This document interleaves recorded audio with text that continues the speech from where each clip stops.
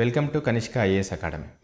మనం ఈ మధ్య చూస్తుంటే వార్తల్లో, ఎలక్ట్రానిక్ మీడియాలో నోటిఫికేషన్స్ రాబోతున్నాయి, త్వరలోనే ఎగ్జామ్స్ ఉండబోతున్నాయి అని చెప్పేసి మనకు చాలా ఎక్కువగా వినబడుతుంది. సో దీన్ని బట్టి చూస్తే మనకు ఎగ్జామ్స్ ఎప్పుడు పెట్టబోతున్నారు, నోటిఫికేషన్స్ ఎప్పుడు రాబోతున్నాయి అనే ఒక యాంగ్జైటీ మాత్రం చాలామంది అభ్యర్థుల్లో కనబడుతుంది. సో దీనికి తగ్గట్టు మన విధానం, ప్రిపరేషన్ విధానం ఎలా ఉండాలి, లేదంటే మన ప్రాక్టీస్ ఎలా ఉండాలి, సో వీటన్నిటికి సంబంధించి కూడా మనకు చాలా డౌట్స్ ఉన్నాయి. దాంతోపాటు ఎగ్జామ్స్ ఎప్పుడు ఉండొచ్చు, నిజంగానే మనకు తొందరలో నోటిఫికేషన్ రాబోతున్నాయా, ఎగ్జామ్స్ ఉండబోతున్నాయా అనేది కూడా చాలామందికి ఒక డౌట్గా ఉంది. సో ఇలాంటి డౌట్లో కోచింగ్ తీసుకోవాలా, తీసుకోవద్దా, ఎప్పుడు తీసుకోవాలి, ఆల్రెడీ కోచింగ్ తీసుకున్న వాళ్ళు ఎలా ప్రిపేర్ అవ్వాలి, ఇలాంటి డౌట్స్ అనేవి మనకు చాలా వరకు రైజ్ అవుతున్నాయి. సో ఈ సిచ్యువేషన్స్లో మనకు వీటన్నిటి గురించి డిస్కస్ చేయడానికి, వీటన్నిటి గురించి మనకు ఎక్స్ప్లెయిన్ చేయడానికి మనకు Kanishka IAS academy director Mahender Reddy sir గారు మనతో ఉన్నారు. నమస్తే సార్. సార్, ఇప్పుడు మనం చూస్తే నోటిఫికేషన్స్ రాబోతున్నాయి, ఎగ్జామ్స్ ఉండబోతున్నాయి అని చాలా వరకు న్యూస్లో వినబడుతూ ఉంది. సో దీనికి సంబంధించి కూడా ఇది కొంత డౌట్ అనేది ఉంది అభ్యర్థుల్లో. ఇది నిజంగానే రాబోతున్నాయా, లేదంటే ఊరికే ఒక ప్రచారం కోసం ఇలా చేస్తున్నారా అనేది కూడా ఉన్నాయి. అదేవిధంగా గ్రూప్ 1లో దాదాపు 400 పోస్టుల పైన ఉన్నాయని చెప్పేసి కూడా ఒకటి రావడం జరిగింది ఈ మధ్య. గ్రూప్ 2లో మళ్ళీ 700 పోస్టుల వరకు ఉండొచ్చు అనేది కూడా బాగా వినపడుతుంది. సో నిజంగానే నోటిఫికేషన్ రాబోతున్నాయా, వస్తే నిజంగా ఇన్ని పోస్టులు కూడా మళ్ళీ ఉంటాయంటారా?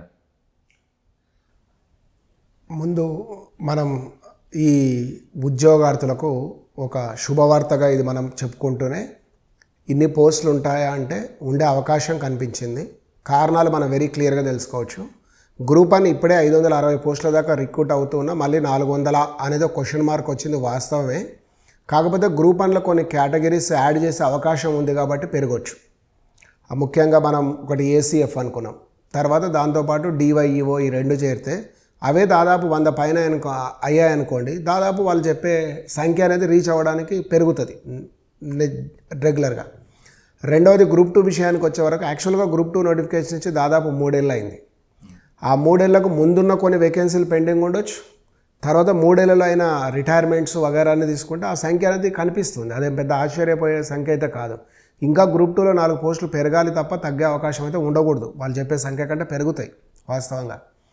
సో ఇది వెరీ క్లియర్. ఒకటి, పోస్టుల సంఖ్య విషయంలో పెద్దగా అతియోశక్తి ఏం లేదు, అవకాశం ఉంది. రెండవది వచ్చి, ఇక మన ప్రిపరేషన్ ఎట్లా అన్నదే ముందు మనం జాగ్రత్తగా చూసుకోవాలి. ఎందుకు అని అంటే, ఒకటి, ఇప్పుడు రాసి రిజల్ట్ ఎక్స్పెక్ట్ చేస్తూ రాక 1, 2 నుంచి 10 మార్కుల లోపు ఉన్న వాళ్ళు ఒక వారియర్ గ్రూప్ ఇది. రెండవది, కొత్తగా ఈ యొక్క కాంపిటేటివ్ ఎగ్జామ్స్ ప్రిపేర్ కావడానికి వస్తున్న ఫ్రెషర్స్. ఈ ఫ్రెషర్స్ కూడా మళ్ళీ 2 కేటగిరీలు తీసుకోవచ్చు. ఆల్రెడీ 3 ఏళ్ల క్రితం సివిల్స్ ప్రిపరేషన్కి వచ్చి మధ్యలో పెండింగ్లో ఉండి అది కాక దీనివైపు వచ్చే వాళ్ళు ఒకరైతే, వెరీ రీసెంట్గా డిగ్రీ అయిపోయి రేపు మేలో అయిపోతున్న వాళ్ళకు కూడా అవకాశం ఉండొచ్చు, ఒకవేళ నోటిఫికేషన్ కనుక 4 రోజులు లేట్ అవుతాయి. సో ఇట్లా వీళ్ళు ఫ్రెషర్స్, సీనియర్స్ అనే 2 కేటగిరీస్ తీసుకున్నప్పుడు, ఫ్రెషర్ ప్రిపరేషన్ ఎలా ఉండాలి, సీనియర్ ప్రిపరేషన్ ఎలా ఉండాలి అనేది చాలా క్లారిటీ పిల్లలకు ఉంటే వాళ్ళు ఉద్యోగం సాధించడానికి అవకాశం పెరుగుతుంది. ప్రతి దాంట్లో మెరిట్, డిమెరిట్, అడ్వాంటేజ్, డిసడ్వాంటేజ్ ఉన్నట్లుగానే ఇక్కడ వెరీ ఫ్రెష్ క్యాండిడేట్కి ఉన్న అడ్వాంటేజ్ ఏంటంటే, ఏమీ తెలియకుండా వచ్చి అన్నీ కొత్తగా ఎవరో ఒకరిని నమ్మి వాళ్ళను నమ్ముతూ ముందుకు వెళ్ళడం వల్ల ఒక అవకాశం. కానీ ఈ నమ్మే దగ్గర సరైన వాళ్ళు కాకపోతే ప్రమాదం. సరిగ్గా మీకు గైడ్ చేసే వాళ్ళు కనుక దొరికితే మీ అదృష్టం పంట పండినట్లే. అందుకే మనం చూస్తూ ఉంటాం, రాగానే ఒక అబ్బాయి 2 ఇయర్స్ జస్ట్ వచ్చాడు, ఫ్రెష్గా కొట్టి రాశాడు, వెళ్ళిపోయాడు, మా బంధువుల పిల్లడు, నేను మిగతా వాళ్ళకి అవ్వట్లేదు అని చెప్తూ ఉంటాం మనం. దానికి కారణం ఏంటంటే సరైన గైడెన్స్ దొరకడం అనేది ఒకటవుతుంది. డిసడ్వాంటేజ్ ఫ్రెష్ క్యాండిడేట్కి ఏంటంటే, సిలబస్ని చూసి భయపడ్డం, కరెంట్ అఫైర్స్ అంటే తెలియకపోవడం. ఎందుకంటే ఈ మధ్యకాలంలో చాలామంది స్టూడెంట్స్కి స్కూల్ లెవెల్ నుంచి అసలు న్యూస్ పేపర్ చదవడం అనేది తెలియదు, ఇంకా డిగ్రీకి వచ్చే వరకు అసలే చదవాలి అనుకోండి. సో దీంతో ఇవి అడాప్ట్ చేసుకోవడం వల్ల వాళ్ళ అడ్వాంటేజ్ పెరుగుతుంది. కంప్లీట్ ట్రూలీగా మీకు సిలబస్ ఏదన్నది మీరు అర్థం చేసుకోండి. రెండవది, ఎగ్జామ్ నేచర్ ఏదన్నది అర్థం చేసుకోండి. మూడవది, ఈ రెండింటిని మీకు సరిగ్గా అర్థం చేయడానికి సరైన గురువును కూడా ఎంపిక చేసుకోండి. సో అది ఒక ఇంపార్టెంట్. కొన్నిసార్లు మీకు సరైన గురువులు దొరికినా మీరు సరైన పద్ధతి లేకపోతే కూడా ప్రమాదమే. 2 సింక్ అవ్వాలి ఇక్కడ, స్టూడెంట్, టీచర్ అండ్ ఫ్యామిలీ. ఈ 3 సింక్ అయితే మీకు సక్సెస్ అనేది దొరుకుతుంది. సీనియర్కి ఉండే ప్రాబ్లం ఏంటంటే ఆల్రెడీ సగం చదివాను, ఇక నాకు అవసరం లేదు అనుకుంటాడు, రివిజన్ చేస్తే సరిపోద్ది అనుకుంటాడు. నిజానికి రివిజన్ చేస్తే సరిపోదు, నువ్వు ఎక్కడెక్కడ వీక్ ఉన్నావో దాన్ని స్ట్రెంథెన్ చేయాల్సి వస్తుంది. సో అట్లా నువ్వు ఏమైనా ప్రాక్టీస్ సరిగ్గా చేయలేదా, మల్టిపుల్ చాయిస్లో వీక్ ఉన్నావా, డిస్క్రిప్టివ్లో వీక్ ఉన్నావా, లేకపోతే సోషల్ సైన్సెస్ స్ట్రాంగ్ ఉండి సైన్సెస్లో నువ్వేమైనా ఇబ్బంది ఇవన్నీ ఎక్కడిదక్కడనే బేరీ చేసుకొని ముందుకెళ్తే మాత్రం మీకు సక్సెస్ అయ్యే ఛాన్స్ పెరుగుతుంది. అది మనం క్లియర్గా చూసుకోవచ్చు. సార్, ఇప్పుడు ఈ నోటిఫికేషన్స్ అనేది మనకు మేలో రావచ్చు అని చెప్పేసి మనకు రీసెంట్గా టీజీపీఎస్సీ చైర్మన్ గారు అనౌన్స్ చేయడం జరిగింది. మళ్ళీ వార్తల్లో చూస్తేనేమో అంతకు ముందు కూడా రావచ్చు అని చెప్పేసి కూడా మనం వింటూ ఉన్నాం. సో ఎప్పుడు రావచ్చు, ఒకవేళ వస్తే ఎగ్జామ్స్ ఎప్పుడు ఉండొచ్చు, దాంతోపాటు ఇప్పుడు నోటిఫికేషన్స్ ఎగ్జామ్స్ని బట్టి మన ప్రిపరేషన్ ఎలా ఉండాలి అంటారు? సో నోటిఫికేషన్స్ అందరూ అనుకుంటున్నట్లుగా మే తర్వాత ఉండే అవకాశం ఉంది. మే తర్వాత అంటే డిసెంబర్ కూడా వస్తుంది కదా అని మనం అన్నీ ఓవర్ స్మార్ట్ మాటలు కాకుండా ఇప్పటి నుంచి 10 నెలల్లో ఎగ్జామ్ ఉంటుందని ప్రిపేర్ అవ్వండి. నోటిఫికేషన్ గురించి చెప్పట్లేదు నేను, ఎగ్జామ్ అనేది తీసుకోండి. సో ఒక 10 monthsలో ఎగ్జామ్ ఉంటుంది అనుకుంటే మీ ప్రిపరేషన్ ఎట్లా ఉండాలో ప్లాన్ చేసుకోండి. గ్రూప్ 2కి, గ్రూప్ 1కి అయ్యే వరకు ఇప్పటి నుంచి ఒక 5 నుంచి 6 నెలల్లో ప్రిలిమ్స్ ఉంటుంది అనేది ఎక్స్పెక్ట్ చేయండి. మెయిన్ ఎగ్జామ్ అనేది ఒక 10 సేమ్ ఇట్లాగ 9 నెలలకు 10 నెలలకు ఉండేటట్లు. సో ఈ పద్ధతిలో మీరు ప్రిపరేషన్ నిజమే. ఇప్పుడు 10 నెలల్లో గ్రూప్ 1 గ్రూప్ 2 ఉంటుంది అనుకున్నా కూడా మీకు ఎన్ని సబ్జెక్టులు లెక్కేయండి. Indian history, Telangana history, Telangana movement, Indian economy, Telangana economy, polity, social issues, general స్టడీస్లో అనేక కాంపోనెంట్లు తీసుకుంటే ఒక్కొక్క దానికి మీకు 20 రోజుల టైం కూడా దొరకదు. ఆ 20 రోజుల్లో కూడా మరి మీరు ఎన్ని గంటలు చదువుతారు అంటే టైం అనేది చాలా షార్టే ఉంది. మీరేం దాని పెద్దగా ఎప్పుడో నోటిఫికేషన్ వస్తుంది అనుకోవడం కంటే వచ్చిన నోటిఫికేషన్కు మీరు రెడీగా ఉన్నారా లేదా అన్నది చాలా ఇంపార్టెంట్. ఒకవేళ if you are not ready for this exam definitely it is very difficult to you. అది మాత్రం ప్రమాదం ఒకటి ఏర్పడుతుంది. మరి ఇందులో కూడా డిఫరెంట్ టైప్ ఆఫ్ ఎగ్జామ్స్ ఉన్నాయి. 2 టైర్ 3 టైర్ స్టేజ్ కూడా ఉండొచ్చు. ఎందుకంటే మనం ఇంటర్వ్యూ గురించో ఉండే అవకాశం ఉందని మనం ఒకటి అనుకుంటున్నాం. ప్రతిదీ ఇక్కడ మనకు స్కేలే అవుతుంది అకౌంటింగ్లో.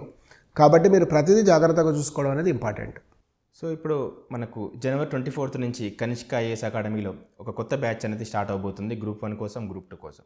సో సార్, ఇప్పుడు ఈ కొత్తగా మనం అబ్జర్వ్ చేస్తే ఈ రీసెంట్ జరిగిన ఎగ్జామ్స్లో గ్రూప్ 1 కావచ్చు, mains, prelims plus group 2, group 3 ఈ ప్రశ్న సరళి చాలా వరకు మారింది. ఇంతకుముందు లాగా డైరెక్ట్ క్వశ్చన్స్ అనేవి చాలా ఎక్కువగా ఉండేవి, అలా కాకుండా చాలా వరకు ఈ ప్రశ్నల సరళి అనేది మారింది. ఈ చాలామంది అభ్యర్థులు కూడా దీన్ని కొత్తగా ఎక్స్పీరియన్స్ చేశారు. సో ఈ రాబోయే బ్యాచ్లో మీరు కొత్తగా ఏదైతే జనవరి 24 నుంచి ఏదైతే స్టార్ట్ చేస్తున్నారో ఆ బ్యాచ్ స్టూడెంట్స్ని దానికి సంబంధించి ఏ విధంగా ట్రైన్ చేయబోతున్నారు? ఇక్కడ ఏంటంటే మొన్న క్వశ్చన్ పేపర్స్ మారినవి అని అంటున్నాము, స్టాండర్డ్ పెరిగినవి, ఇది కూడా నిజమే. యాక్చువల్గా పెద్దగా ఆశ్చర్యపోయేది ఏం లేదు. గత 2 ఏళ్ళకి జరుగుతూనే ఉంది. మనం జనరల్గా గమనిస్తే అనేక టైప్ ఆఫ్ ఎగ్జామ్స్ జరిగినప్పుడే క్వశ్చన్ పేపర్లో కొంచెం తేడా వస్తుంది, స్టాండర్డ్ పెరిగింది. ముఖ్యంగా క్యాన్సిల్ అయిన గ్రూప్ 1 ఫస్ట్ టైం పేపరే ఒక స్టాండర్డ్.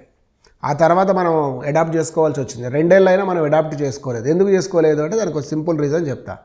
స్టూడెంట్స్కి న్యూస్ పేపర్ చదివే అలవాటు లేదు. ఏదో ఒక యూట్యూబ్లో 2 మాటలు వినాలి, 2 మ్యాగజైన్లు దొరికితే చాలు అనుకుంటాం. ఫస్ట్ హ్యాండ్ ఇన్ఫర్మేషన్ మీరు ఏదైనా న్యూస్ పేపర్ చదువుతున్నారా? లేదు. అది చదివడం అలవాటు అయితే మీకు ఇక్కడ పేపర్ కూడా ఈజీ అయ్యే పరిస్థితి పెరుగుతుంది. రెండవది, ఏదో మెటీరియల్ దొరికితే ఏది పడితే అది వేలాది రూపాయలు పెట్టి మళ్ళీ పోనీ ఏమైనా అక్కడ ఏమైనా చీప్గా దొరుకుతాయంటే అది లేదు. 50 రూపాయలు 60 రూపాయలకు మంచి స్టాండర్డ్ బుక్స్ దొరికే వాటిని పడేసి 800 1000 రూపాయలు పెట్టి పుస్తకాలు కొని అవి స్టాండర్డ్గా అందడానికి ప్రిపేర్ అవుతున్నాం.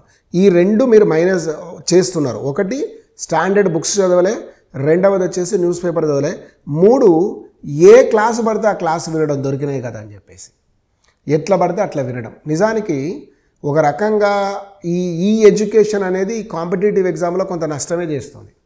బెస్ట్ ఎగ్జాంపుల్ మీకు స్వీడన్ది ఈరోజు చెప్పాలనుకుంటున్నా. స్వీడన్లో 2009లో ఈ ఎడ్యుకేషన్ కంప్లీట్గా తెచ్చారు. అసలు స్కూలే లేదు. ఈ బుక్స్, ఈ న్యూస్ పేపర్సు, ఈ స్కూల్ ఇవి పెట్టారు. దీంతో ఒక 15 years అంటే 2009 నుంచి 2025 వరకు దాదాపు 14, 15, 16 సంవత్సరానికి వచ్చిన తర్వాత రివ్యూ చేస్తే ఆ మధ్యకాలంలో చదువుకున్న పిల్లలకు ఏ రకమైన ఐక్యూ యూక్యూ లెవెల్స్ లేవు. మళ్ళీ ఏం చేశారు? Go back to the originality అని మళ్ళీ పోయినట్టుగానే మీరు క్లాస్ రూమ్ అట్మాస్ఫియర్లో నేర్చుకోవడం ఒక ఇంపార్టెన్స్.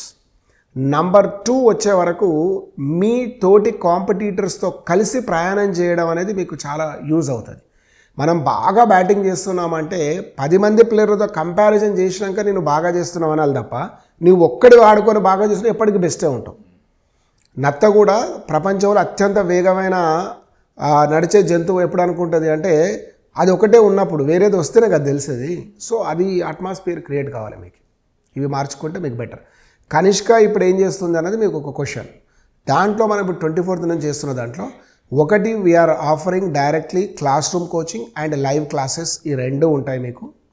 రెండవది వచ్చేసి మీకు దీంట్లోనే mentorship and test series programme అనేది ఉంటుంది. టెస్ట్ సిరీస్ ప్రోగ్రామ్ను మనం 2 విధాలుగా డిజైన్ చేసుకున్నాం. ఒకటేమో వీక్లీ అసెస్మెంట్ టెస్ట్ అని, రెండవది క్యుములేటివ్ అసెస్మెంట్ టెస్ట్ అనేది. సో అది ఎట్లా ఉంటుంది అన్నది మీరు ఇక్కడికి వచ్చిన తర్వాత మీరు చూస్తారు.